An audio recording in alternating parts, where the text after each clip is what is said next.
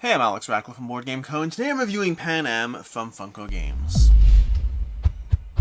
Pan Am is a 2 to 4 player game of creating networks across 7 rounds of play as you try to build up your airline, be mindful of Pan Am slowly taking over, and try to ultimately have as many shares as possible in Pan Am by the end of the game.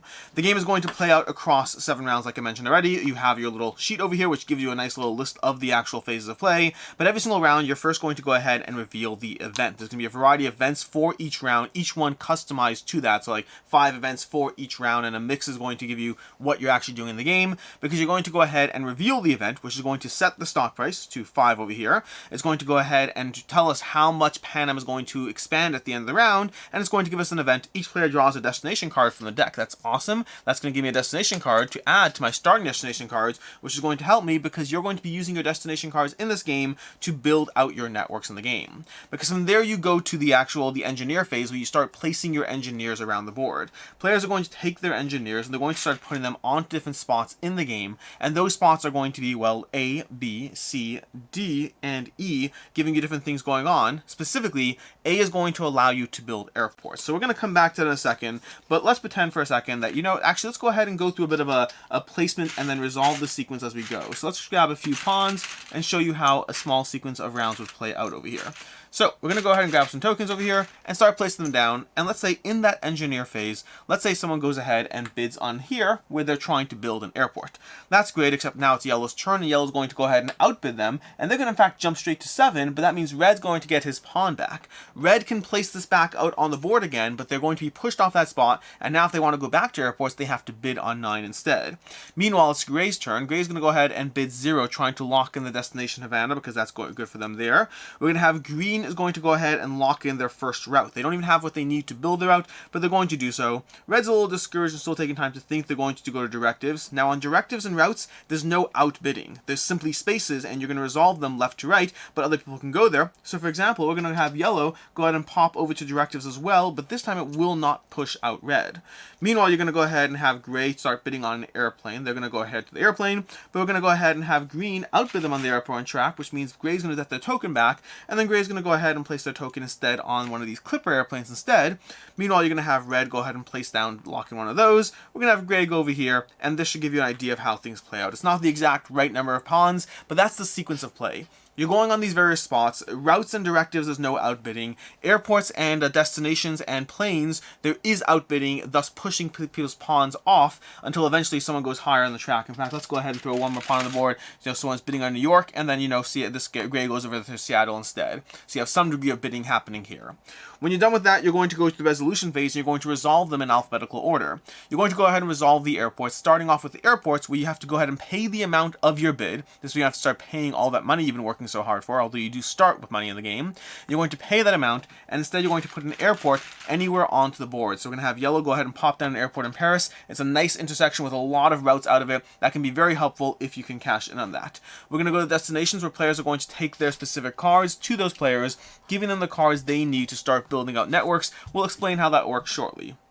We're going to go to the planes, where we can have the gray and green buying the planes for their respective amounts. Level 3 and 4 planes are currently locked off, but we're going to take the specific planes. There's 4 sizes of planes, each allowing you to go and build out longer routes in the game.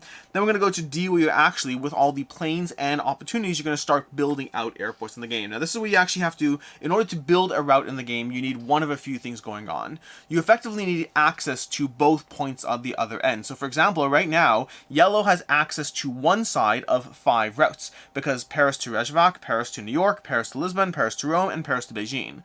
But in order to build out a route, you need access to the other side. And so let's pretend over here that this is, their hand of cards over here. That this is their hand. In order to get access to the other side, you can have an airport. So the few ways you can have access to a route are having an airport. That's one way of getting access. Having the specific place on the board. If you have that card, you have access to it. You don't need to discard the card. You just have to have the card. So for example, Rio de Janeiro is over here and Port of Spain is over here. Those two are unfortunately not connected, so you won't be able to get them. But whenever you have 2 sides of the cards, you'll be able to go ahead and build there. But then additionally, you can also discard a card to be able to build there. So for example, if I discarded Karachi over here, that would be the same region as Beijing, and so that gives me access to Beijing. And the last option is to discard 2 cards of any color, any one color, to have access to any one spot. And so those are the ways you have access to a spot. 4 different ways give you access to one of the sides, and you need access to both sides. Way 1 is having an airport, way 2 is having the card, way 3 is discarding a card from the region, and way 4 is discarding any 2 cards that of the same color to go anywhere on the board. You're going to be building out and acquiring these destinations in order to get that network in play, in order to be able to place your planes on the board properly and effectively, in order to start building out your regions, because as you place them down the board, you're going to have these giant areas over here, but whenever you place a plane down, and that's a level 3 plane over there, in fact that is a level 3 plane, we can't actually build that there, we need a level 4 plane, you're going to go ahead and increase your income tracker on your income board by 1 when you do that. So you're going to go ahead and have your income cube on the board, you're going to increase your income tracker by 4 when you build out a plane, ignoring the fact that that's yellow and this is green over here, but you're going to increase your income tracker on the board, which is going to give you more and more income at the end of every single round. And so you're going through this sequence of building airports to get effectively wild destinations. You're getting destinations because they're usually a cheaper form of getting an airport. By the way, when you build an airport, you also raise your income by 1. You're going to be buying planes because ultimately you need planes in order to be able to, well, have a route. And then from there, D, over here where you go to D, is where how you're going to actually place planes on the board. The more tokens you have here, the more you can put out on the board as you go. And then lastly, we have directives over here, which are going to be giving you a card over here, which will give you these one-time use cards that are a lot of fun to use, but they are ultimately taking up an entire placement spot. But the nice part about going to E is it gives you first placement next round. When you get into the next round, meaning round 2, any of the engineers remaining on directives, because they stay there, are the first placement in the next round. So you get almost a weaker benefit, but the cards can be pretty strong, and then they do give you first benefit access to the next round. When you're done with all that, the last thing you're going to go ahead and do is you're going to resolve the Pan Am phase, where Pan Am starts to try to expand in the game. You're going to go ahead and roll the Pan Am die, and then starting from Miami, they're going to expand outwards, possibly putting down their tokens in the game, marking off their routes, but also possibly buying routes from other players. Depending on the dice roll, you're going to go ahead and possibly end up buying other players' routes from them, which results in them selling their airline, depending on the airline size. You're going to be selling it at a certain rate and getting the income from the bank, which early game is not the best, but late game or even mid game can be very advantageous. It is beneficial to be bought up by Pan Am because you'll get more money, which you can then use after the Pan Am phase and the income phase. You will then go ahead and buy stock at the current listed price, and the problem is the stock is usually going up in the game. Not always, but usually across the course of the game, the stock is going up. And so spending your money early and often gets you the stock, but the problem is spending your money means you don't have that money for the bidding phase where you're trying to do all the things you want. And that is basically how a round plays out. You're going to go ahead through that sequence. You're going to go through that across the 7 rounds of play, going through that sequence of, placing out your engineers, well, starting with the event over here, then placing out your engineers to the 5 regions on the board, resolving them all in order, and then going through placing your routes on the board, going through a Pan Am phase, an income phase, and a stock buying phase, rinse and repeat 7 times, and that is how you play Pan Am. Which makes us do a review, starting off with ease of play. The game is fairly easy to dive into. The rulebook is clear and concise. I find the biggest thing people struggle with a bit is understanding what it means to be able to have access to a route. The idea that to build on a route, you need a plane of the appropriate size, and you need to have access to both sides, and access is defined as being one of 4 different ways.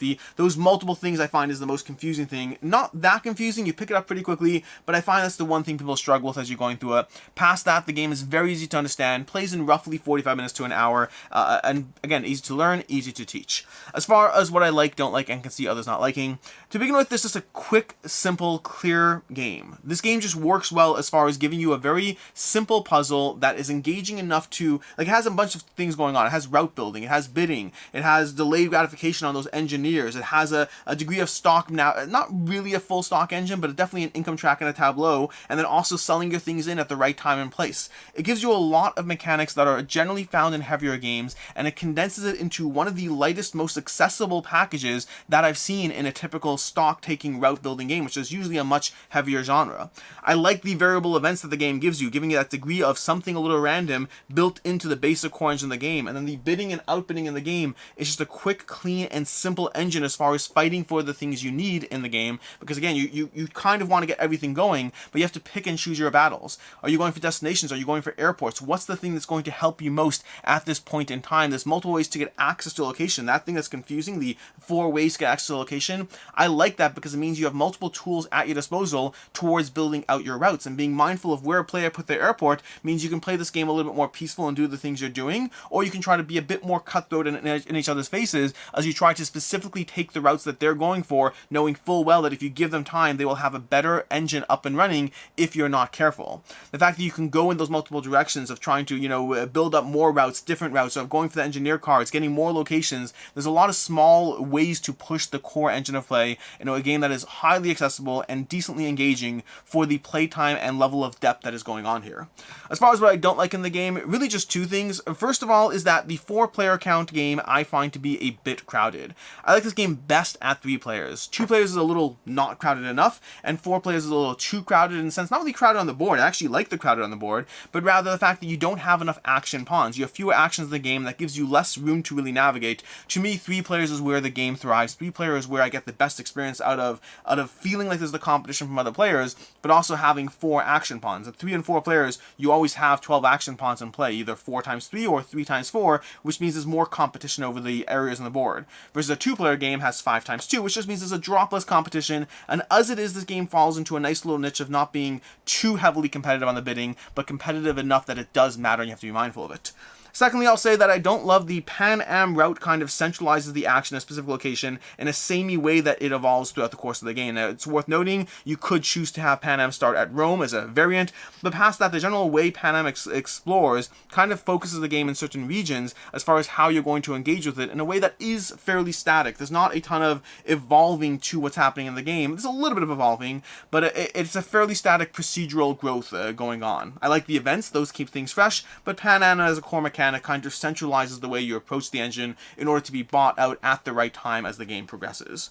As far as what I can see others not liking in the game, if you don't buy stocks early and you don't buy them often, you're probably losing the game. You might have fun as you play, you might enjoy yourself, but if you don't buy early and often, you are almost certainly losing. You need to be on top of your buying early on. That means by the time you enter the 3rd round of the game, if other players have been buying and you haven't, you've likely already lost the game and you just don't know it yet. So this is a game where you have to be on top of that stock buying as you go through it very frequently. Secondly, is very few things get escalated in bidding. I mentioned already that the game has enough bidding and fighting over the spots that you do have to be mindful of the players, but it's not so much that it's highly competitive. You'll often find destinations going for $0 or $2. Most things in the game don't go above their 2nd bid as you go through it. Occasionally you find yourself fighting desperately for an airport because you need that one spot because it'll really help you, but most of the time you are having a very low competitive bidding. Even at a 4-player count, there's just not a ton of competition over those bidding spots, which doesn't bother me, but if you're looking for something that really leans more heavily into the fighting over the worker placement bidding zones, this is not that game. As far as final thoughts on Pan Am, I overall enjoy Pan Am. In fact, it's one of my favorite games from Funko, I think, in terms of being a very accessible and yet very engaging game that takes a bunch of core gameplay mechanics, again, in the stock market kind of route building zone. It gives you a bunch of frequently seen mechanics, and it condenses it into a highly accessible, fairly rewarding package that is another good contender for games like Airlines Europe Ticket to Ride route building style game. For me, it is a 3.5 out of 5. It is on the lighter side, so it still caps out as far as how much enjoyment and engagement I get out of the system, but overall, it's one that I still very much enjoy. I think it's very accessible and a good game if you're looking for a good, solid gateway game that's going to introduce you to, to worker placement, to bidding on zones, to stock taking, to route building, to a bunch of things, and it's just a solidly accessible engine. Pan Am is a solid game. As far as other game recommendations, I already mentioned them, but Ticket to Ride, Airlines Europe, Chicago Express, those are all going to be great games that are good at different areas. Ticket to Ride more so on the route building. Airlines Europe, if you want to dive a bit more into the stock taking, it's a bit more, it is out of print and harder to find. Chicago Express is going to be another one. Those are all other games that are just good entry points to these genres that if you like Pan Am, they're worth checking out. In any case, and until next time, I'm Alex Radcliffe from Board Game Co. I hope you enjoyed this video, and as always, I hope you have a good one.